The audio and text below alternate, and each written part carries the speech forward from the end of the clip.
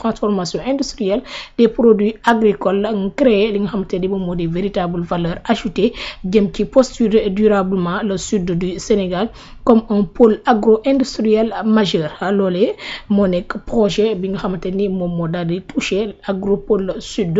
Alaaji Rawane naka nga ko daal di gisee. waaw les agropoles dafa bokk ci les projets yi nga xam ne comme ni ma doon waxee ci li nga xam ne mooy projet bi doon Prodac. c'est-à-dire Prodac bu réussir woon c'est nu ma koy tuddee le régime du président Bassirou Diomaye Faye bu ñëwee da ciy appuyer wu juste pour dérouler parce que c'était un excellent projet boo xamante ne dañ ko dévoyer. bien sûr. donc xëy na bu fekkoon réussir na sax mënoon na am ñu wax agropole mais mënoon na am tamit duñ ko wax. mais agropole yi li ci am solo mooy c'est-à-dire déjà découpage bi ni ñu ko defee parce que nit da ngay am ambition da ngay xool sa bët dafay rëy. da ngay xool da ngay rëy bët. voilà donc découpage bi ni ñu ko defee déjà dafa am solo. maanaam jël toute la zone sud toute la région sud boole ko ci benn agropole boo xamante ne dana mën a polariser lu bari parce que daanaka agropole sud bi toutes les régions du sud la polariser donc loolu agropole boobu li nga xamante ne mooy ambition bi mooy déjà ni installation bi on est à 82%. kon xam nga du ay wax kese encore une fois 82% mi ngi avancé bu baax a baax. Ce qui est poursuivi mooy plus de 35 000 emplois xam nga 35 000 emplois du lu ndaw n'est-ce pas. donc nombre de foyers yi nga xamante ne moom la ñu bëgg kii su ma juumul c'est plus de 60 000 foyers ou 90 000 rappelle-moi les chiffres. 35 000 foyers. 35 000 foyers. 35 000 ménages. oui waaw la ñu bëgg daal di toucher lu toll ci li nga xamante ni moom moo daal di nekk 365 000 personnes. 365 000 personnes lay impacté. tu vois donc direct et indirectement. 65 ménages plutôt. 65 000 ménages. 65 000 ménages. voilà donc 35 000 emplois directs xam nga loolu lu nga xamante ne la tey boo ko ñëwee implanté ci zone bu nga xamante ne da nga fa toucher 65 000 ménages. c'est-à-dire su fekkee ne du ñu yëg cette croissance bi ñuy wax man xamatuma kañ la ñuy mën a yëg un pays boo nga xamante ne mi ngi nekk di avancer. ça c'est un deuxièmement mooy que ne agropole bi c'est-à-dire defuñu ko loo xamante ni dafay nekk juste pour bay rek après toog di xool li ñu bay. non c'est-à-dire dañ ko def encore une fois chaîne de valeur. mooy def de telle sorte que dans l'agropole sud non seulement da nga am ay tool yu mën a bàyyi suffisamment mais da nga am ñoo xamante ne dinañ ko mën a transformer am en même temps ñoo xamante ne dinañ ko mën a distribuer. sinon tu peux pas toucher ces 65 000 ménages. Parmi ces 65 000 ménages il y aura certainement ñu nga xamante ne ñu bari même ñuy produire après ce seront des consommateurs. mais déjà en étant consommateur dina la mën a permettre la nga doon jëndee démb ak bërki démb lu cher moo wàññeeku parce que ci sa terroir lañ koy produire déjà. te du fa yam parce que donc boo ko bàyyee foofu ba pare di nga ko distribuer un peu partout dans le Sénégal te bu ëppee li nga soxla ba nga transformer ko di nga ko génne en tant que valeur ajoutée n'est-ce pas. donc non seulement dafa am ay zones yoo xamante ne dañ ko aménager pour bay fa mais également pour bu ñu paree bay bi ñu mën a produire mais ce qui est intéressant mooy regarde la volonté bi nga xamante ne moom la ci kii di premier ministre di demee l'instruction bi nga xamante ne joxe na ko la dernière fois biñ ci defee ci agropole yi li nga xamante ne moom mooy nu ma koy tuddati réunion interministérielle. xam nga lan la joxe comme instruction au plus tard en 2028 agropole bi dafay commencer liggéey à partir de 2026. parce que 82% ci aménagement bi lañ toll donc 2026 dafay opérationnel. su opérationnel balaa muy productif dafay am phase de maturation parce que tey tool doo ko installer tey rek mu jur li mu war a jur tey dafa am phase de maturation tey bu fekkee da ngaa jëmbat par exemple anacarde parce que loolu dafa bokk ci principalement li nga xamante ne moom la ñuy poursuivre foofu. mooy lu jëm ci anacarde bi ak lu jëm ci wàllu mango bi garabu mango doo ko ji tey mu meññ tey dafa am phase boo xamante ni il faut mu màgg ba mën a tóotóor ba mën a jur ay doom. donc dafa am ay moment yoo xamante ne dafay jaar ci diggante bi donc dès l'année prochaine ñu commencé nga xamante ne di nga am la veille di nga commencé di jëmbat et cetera donc ngir mën a jël say fruits 2 ans après 3 ans après nga mën a productif. et puis nga mën a produire lu bari tu vois donc li nga xamante ne moom la premier ministre joxe comme instruction mooy dañuy def le tout ba agropole bi nga xamante ne moom moo nekk ci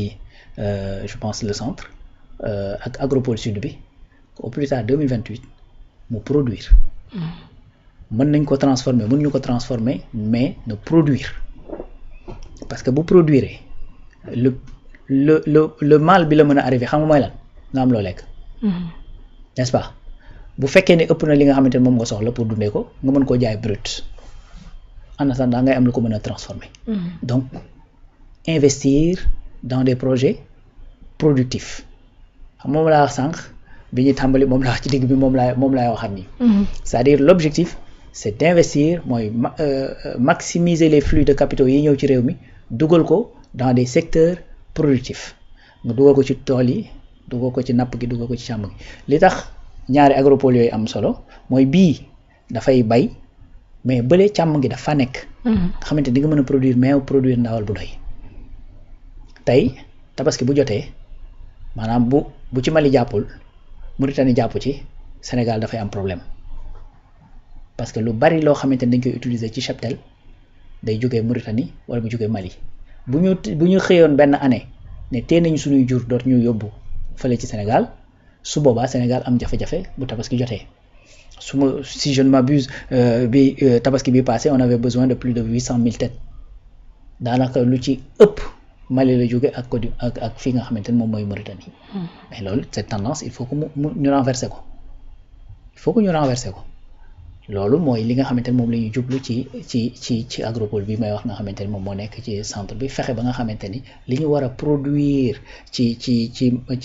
nu ma koy tudd ci mbay ci càmm gi dana ko mat mais également produit yi nga xamante ne dafay jóge ci loolu lu mel ni meew bi nga xamante ne dañ koy rat pour mën ko transformer ak ñoom seen de la même façon que agropole sud bi également mën a polariser tout le sud mën a productif à partir de 2026 nga xamante ne à partir de 2028 ñu commencé di am les fruits bu boobaa dana mën a permettre d'ici là les zones industrielles yi nga xamante ne dañ nekk di ko installer parce que am na zone industrielle bu ñu war a def Cilmaxa mais am na yeneen yoo xamante ni c'est vers le sud vers Ziguinchor am na yoo xamante ni vers Kolda la Aprosi actuellement ñi ngi nekk di vers le sud surtout il y a des missions yoo xamante ne dañ ko envoyé foofu pour identifier les terrains yi nga xamante ne moom la ñu war a installer ces zones industrielles zone industrielle ça va servir à quoi à tout simplement transformer li nga xamante ne moom la ñu produire foofu comme ci mbay mi loolu donc lay servir mais yamuñu ci dans le texte premier ministre mi ngi rappelé ne en plus de loolu dañuy defaraat le cadre code des investissements defaraat code des impôts def de telle sorte que tey dañuy def incitation pour ñi nga xamante ne dañoo war a installer wu à l'intérieur du pays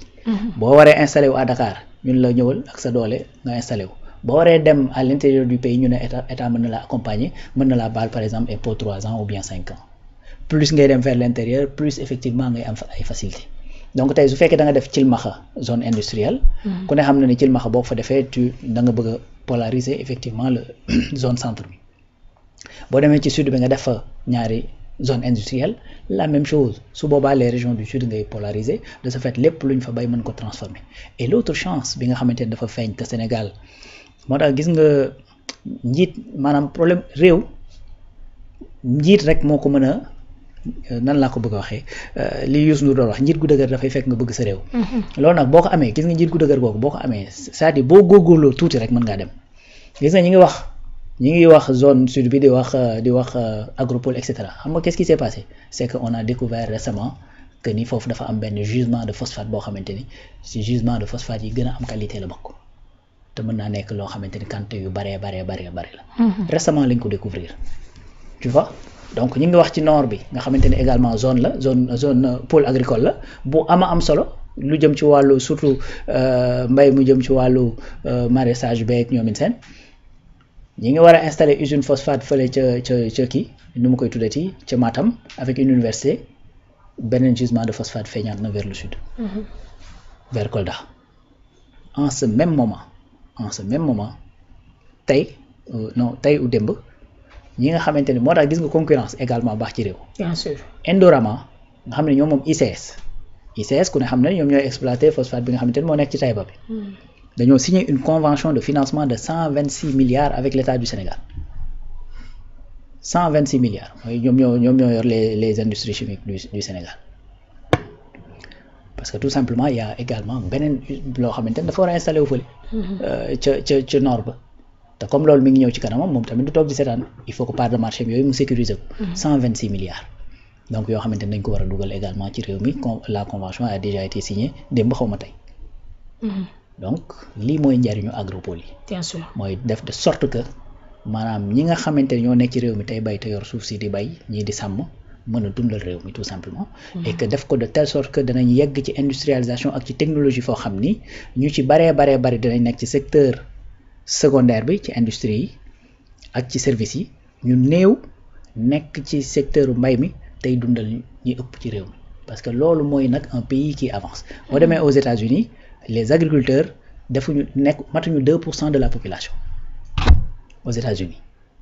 pour ne pas kii matuñu 3% de la population aux États-Unis ñi nga xamante ñooy les agriculteurs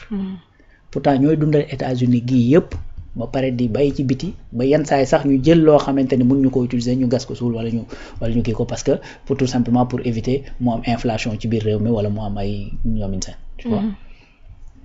donc foofu réew moo xamante ne dafa nekk di dox noonu lay demee c'est-à-dire la plupart ñi nga xamante ne dañ nekk ci mbay mi dañuy wàññeeku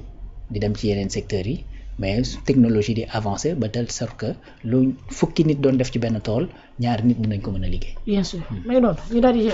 jeexal sunu plateau daal di waxtaanee aveu yi nga xamante ne nii moom mi nga xamante ne moom moo fi daal di nekkoon directeur général national bu BCEAO fi nga xam pour réewum Sénégal actuellement mu daal di nekk ministre d'État auprès du président de la République Bassirou Diomaye Diakhar Faye di Al Amine Lo ginnaaw bi nga xamante ni dañ ko daal di dalaloon foofee nga xamante ni moom moo di ca 7TV mu daal di wax jëm ci li nga xamante ni moom moo di boobee dette cachée moom mu daal di wax ne dañu ko induire